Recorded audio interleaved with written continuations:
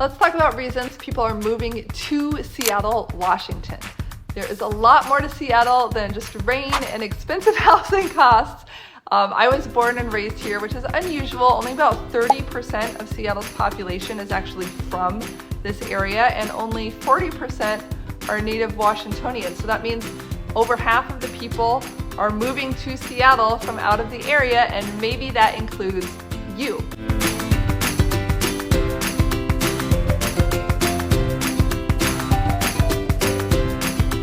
Let's get started. Number one, the housing market. It offers a variety of options. So first up, let's talk about the elephant in the room, which is the Seattle housing market, which is very expensive. And we have seen a lot of growth. My dad used to invest in property here, and then he thought it was too expensive and it was a bubble, and that was 40 years ago, and it's just gotten more pricey. So like many cities on the West Coast, Seattle, San Francisco, Los Angeles, we have a pretty high median home price. In Seattle, our median home price is $850,000, which is higher than the national average, but I mean, it's still lower than the Bay Area of $1.3 million.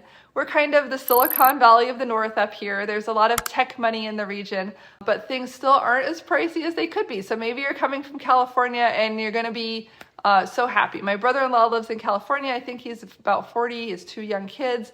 He works for a tech company and he still has not been able to buy a house down there. So while we are pricey, it's more doable to buy a house up here. And if you can't afford $850,000, we have condominiums starting at $300,000. They average about $550,000. There are townhouses. So there are other options where you can get your foot in the door with home ownership. Single family homes start at about $600,000 in South Seattle for a 3-bedroom, 2-bath. And the nice thing is that you can find a combination of the neighborhood, the type of house, and the price point that's going to work for you. Obviously, a small condo is generally going to be less expensive than a big house out in the suburbs, but if you want to be less expensive, you can move further away or you can move into a smaller size of home. So it's just about trade-offs and compromise and finding the right fit for you, and that's really what I try to help people understand in my buying consultations with them. So if you are moving and you are thinking about buying a home, you want to have a buying consultation with me, no problem. You can sign up for free in my Zoom link in the video description. I want to just make that available to you. I also have a relocation guide. It's a PDF that you can download from my website. So look for the link for that. Again, we're educating and we're having fun, and I'm here to be a resource for you.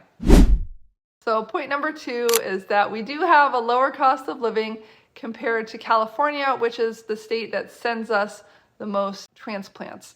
So speaking of affordability in Seattle is kind of, it's like putting salt in a wound.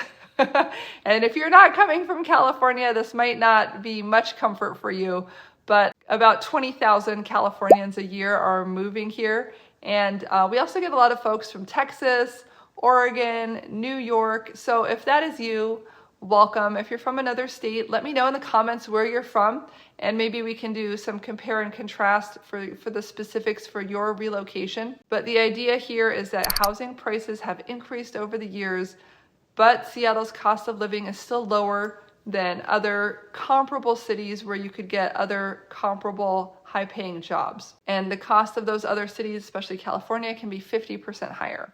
So here, with a strong job market in Seattle and a wealth of diverse neighborhoods, many people are finding that they can stretch their dollars further without sacrificing lifestyle or opportunities. So if you're coming from a lower cost of living state, we'll say Texas, Arizona, Oregon, Idaho, you might feel some sticker shock when you start shopping for your home here. But remember, once you get your foot in the door and have that first property under your belt, you'll start building equity, and using that equity will make it easier to get into your dream house. Eventually you roll it into your next property that you're looking for. That's what I did, right? You put it into your new one, and most people find that as their home appreciates, they can use that equity to buy a nicer house in the future. So most people that you see living in the big houses, it's typically their second or third home that they've used their equity and then they've rolled it into another property. So don't be discouraged.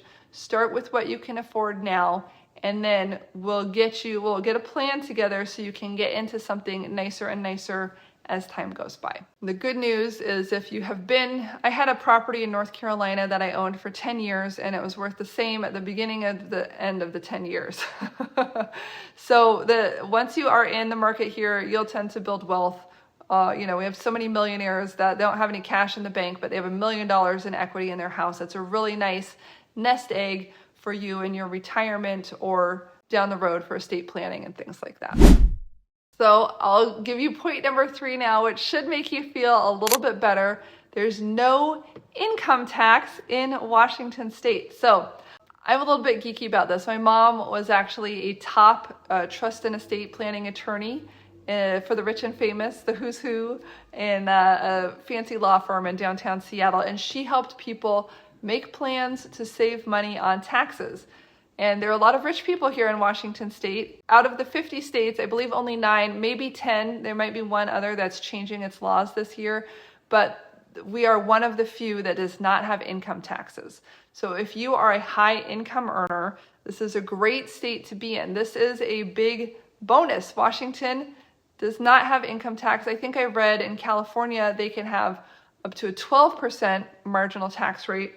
So depending on, for every 100,000, you would be paying 12,000 into the state income tax. I expect it's a sliding scale, but if you are relocating from one of those states with a higher tax and you make a lot of money, this is a huge benefit, and that will help offset some of the higher costs for buying the property and everything like that. Now, I will caveat, I have to add an asterisk now when I talk about this topic, because we are implementing in Washington State a new capital gains tax, which is money that you're taxed on. Capital gains is when you sell an asset, like you sell a stock, you sell a house, or like a rental house. And so at the moment, if you have a capital gain of more than $250,000 in 1 year, you're going to have to pay tax on that. So people are grumbling. It's sort of like it's becoming a hidden income tax. Especially if you're a business owner or a wealthy person who sells a lot of stock shares. It could also apply to you if you flip real estate or if you are retired. So it's a good thing to know about. Right now, the limit is high, $250,000, but those things tend to get lowered over time as everybody, all the government always wants more money. So keep an eye on that capital gains tax in Washington State, but at the moment, just know that we do not have a income tax. Okay, point number 4, why people are coming to Seattle is our thriving job market. And I think this one is absolutely huge, one of the biggest drivers. So I mentioned that I thought of us as a little northern Silicon Valley, and that's because Seattle is home to some of the biggest names in tech.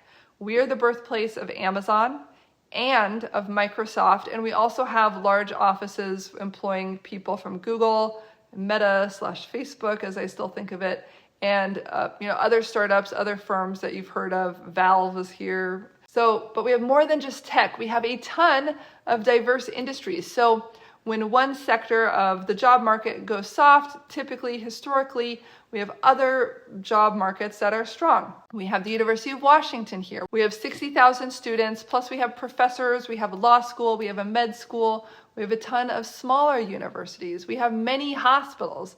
We have manufacturing, like the Boeing airplane company, right? We have shipping in our international Port of Seattle waterways.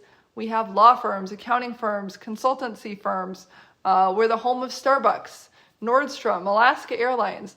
It's overall a very highly educated workforce and a robust job market, attracting people from all over the world to work at these big name companies. And about 20% of the workforce is foreign born. So we are really attracting a lot of people from all over. And with this strong economy and diverse industries, Seattle offers a wealth of job opportunities. So whether you're in tech, healthcare, education, manufacturing, the city provides career growth in a variety of fields. So in my things about we don't like about Seattle video, we talk about things like the weather, drugs, homelessness, traffic, other urban plights, right? These are definitely downsides to the area, but the reason that people put up with all of that is that property continues to appreciate and jobs continue to grow. There is a lot of high-paying jobs, and if you need to switch industries or you're coming for a job and your spouse needs to find a job, there are just a lot of options here. So I honestly think our job market is the #1 top thing that draws people to the area. So this is probably a big benefit for you. And maybe you already know like that's where you're going to work and you have a job lined up and everything like that. But if you're just coming in maybe to be with family and you need to get a job, I'm happy to help connect you to folks that I know. I know people at Boeing, Amazon, Google, all over. So let me know what you need, and I'm happy to try to put you in touch if you are looking for a job as you come, or your trailing spouse or that type of thing. Number 5 here is outdoor living and stunning scenery. Have you heard of Mount Rainier? Have you heard of Lake Washington? Have you heard of Puget Sound? I know you've heard of Lake Union. So we have tons of water, tons of mountains, tons of evergreen trees and forests. We're called the Evergreen State for a reason. And if you are an outdoor enthusiast, Seattle is the place for you. We are the home of REI. My grandmother actually knew the owner. I think she's the co-founder of REI, and they met at their retirement home at Green Lake, which is a great, sports hiking gear supplies company and things like that. So we are a great place to start a hiking gear company because people love getting out into the nature. We have 2 big mountain ranges, the Olympics, which are actually across Puget Sound. So you have to go on the ferry, but then you're really out in the wilderness. Out west, you can see them, you see the sound, you see the mountains, beautiful views, even if you don't actually go out there. And they catch a lot of the rain, and they make it rain like crazy on the peninsula, which is the home of the Hoh Indian tribe. And they have a temperate rainforest there. And that's where Forks, Washington is, which is where the vampires live in Twilight. So you can go out and visit Vampire Town. And it prevents a lot of that rain from coming over the mountain. So the east side of the peninsula, which is closer to us, is actually in a rain shadow. They call it a banana belt. So places like Sequim are a really popular retirement community area because you can go there, you're still close enough to Seattle to come back and visit your grandchildren who are, living with their parents who have a job in Seattle, but you can be out in the country, in the sunshine, golfing and going to lavender farms out there in Sequim. That's the Olympics. There's beaches, there's forests, and there's Sasquatch. So we are the top state for Bigfoot sightings, which you'll also see a lot of Yeti bumper stickers and things like that. So that's another great reason to move to Seattle, is to go Bigfoot hunting. And you can do that. Probably the Olympic Mountains is where I would recommend for best results. More easy, low-hanging fruit mountains are to the east of Seattle. They're called the Cascade Mountains. And these are where all of our ski resorts are. So we have Stevens Pass and Snoqualmie Pass are the 2 that are closest to Seattle. And I actually had my assistant put together a list of all of the different skiing places that are within a couple of hours of Seattle. So if you're a big skier, you can go there. They're also great for hiking in the summer when there's not as much snow. And we have waterfalls and all sorts of amazing trails. And it's just like an hour away. You can drive out to the mountains or the foothills and go skiing or hiking. And it's beautiful. Anyway, I'm going to ask her to put a link to our ski resorts page there for you to take a look at in the notes. And we also have tons of water sports here. So obviously, there are millions of lakes. We're not exactly Minnesota, the land of 10,000 lakes, but we do have a lot of waterfront. We have big lakes and a lot of waterfront property and a lot of water view property. But you can go kayaking, paddleboarding, stand-up paddling, canoeing. You can get a little motorboat. You can get a sailboat. You can go water skiing. There's a lot of fun stuff to do with the water out here. You just got to be careful, right? Use your common sense. Don't do more than what you bargained for. I ran cross country in high school. This is a sad story, but I ran cross country in high school and we lost 2 people. One was a student and one was a coach. The student died while he was hiking in Mount Rainier. And I think there was a snowstorm and somebody slipped over the edge of the trail and they were trying to save him and both were lost. So that was really sad. And then my cross country, he was a college age assistant coach guy. He was going whitewater canoeing or kayaking with some friends over the weekend and he got flipped upside down and drowned. So he probably got stuck under a rock or something. So anyway, that's all there, but use caution, right? Use your common sense and don't run cross country, because apparently it attracts crazy people who are very ambitious when it comes to the outdoor stuff and extreme sports and things. I would say if you want to do a lot in the water, think about getting a wet jacket. The water's pretty cold here, 50 degrees, probably something like that. So a lot of people who like to go swimming, I've even seen and know friends' parents who swim in Green Lake on a regular basis, which is a small lake in North Seattle. It's about 3 miles around. It's great for swimming, very calm water, but it's cold enough that you want to wear a wetsuit if you're going to be out there swimming in December. In the summer, they have lifeguards and little beaches, and you can play in the sand and that type of a thing. But if you're a serious solo swimmer, get some cold weather gear for that. And then if you want to go on any kind of a big day trip, you can always go out to Mount Rainier. It has a beautiful park with wildflowers that bloom. My mom went on a photo safari with actually a photographer who has a shop in Edmonds, Washington. And she went out with him and took pictures of all of the wildflowers, and that was really cool. And we also have Mount St. Helens, which is the volcano that blew up when I was a baby. And it was the first time my parents had left me alone, and they rushed back to see me. And the volcano blew up that morning, and so they missed all of the bad traffic that created. That volcano is pretty far away. It did not affect the Seattle area except for like ash getting blown through the air. But anyway, it's there, and they have a cool park, and they actually are sort of tracking the recovery of the land. It was an ash volcano. There wasn't lava, but it kind of blew out the side of the mountain, and so there were a lot of mudslides and things with the lake coming down that side of the mountain. So anyway, if you can go, you can see the pictures of how it was, you can see the pictures of how it is now, and it's a really great trip to take as well. I need to take my kids down there sometime. It's already started to recover quite a bit from what I understand. So, and then even if you're not like a hiker or like outdoorsman kind of a thing, there's a lot of little day trips that you can do, which you can enjoy outside. We have a very mild climate year round.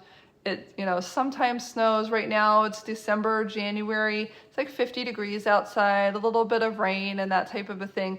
But certainly you could go out for a walk. You could go to downtown Seattle. You could go to the Pike Place Farmers Market. You could go to the beach and look out at the seals and the whales and things like that. So summer, it's like high 80s is usually about as warm as it gets. A lot of people don't have air conditioning. In the winter, 50s, sometimes 40s and 30s, sometimes snow, but not usually super cold for an extended period of time. Okay, next one. Number 6 is diverse neighborhoods and unique communities. One of the best things about Seattle is its diverse range of neighborhoods. There's the artsy vibe of Fremont, which is where my office is, plug, and West Seattle, which I also really like. It's very beachy there. You kind of feel like you're on vacation.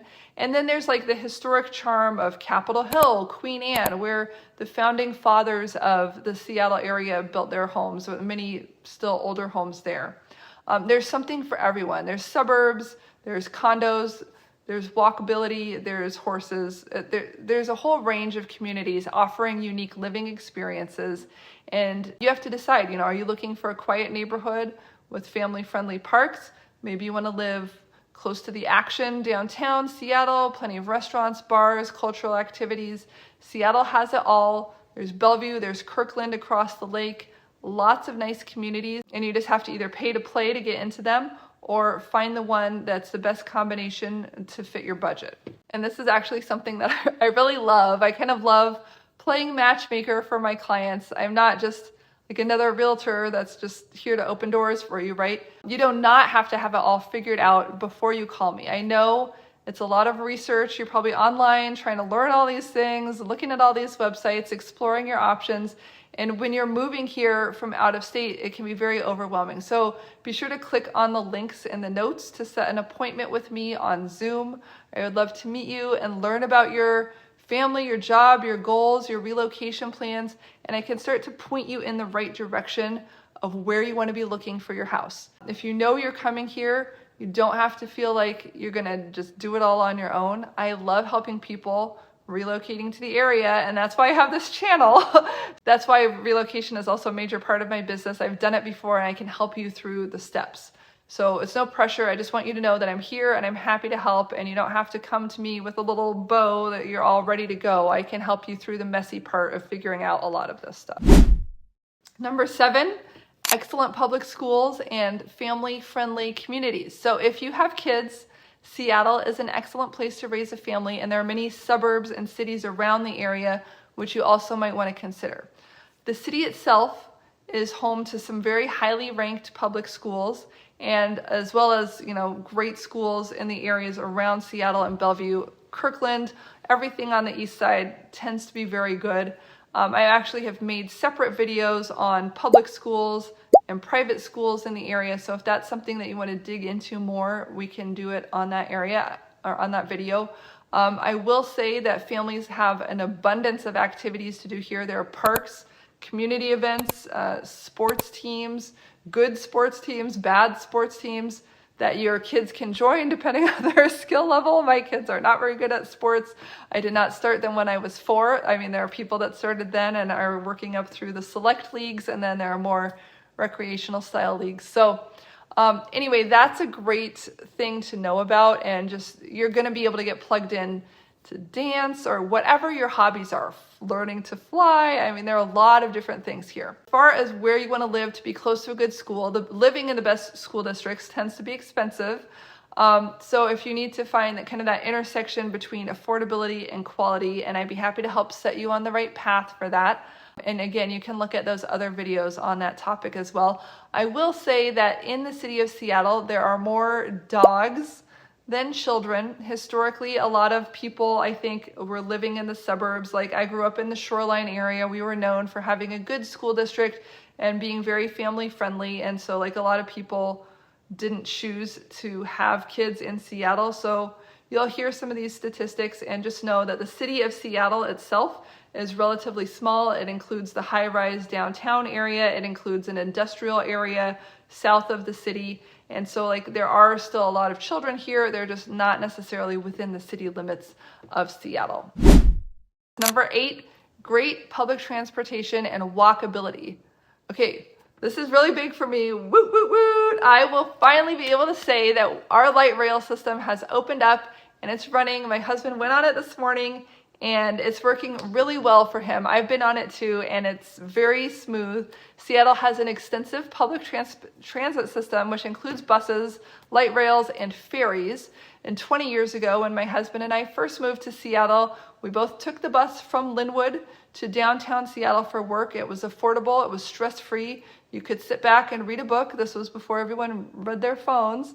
And someone else handled all the driving. We didn't have to worry about fighting traffic. Now, we have our light rail train, which is added to the mix. So most of the buses are going to be set up to drive you to the nearest light rail stop. So the buses are going laterally. The light rail is along I-5 going north-south, and that's where they're going to be bringing you to.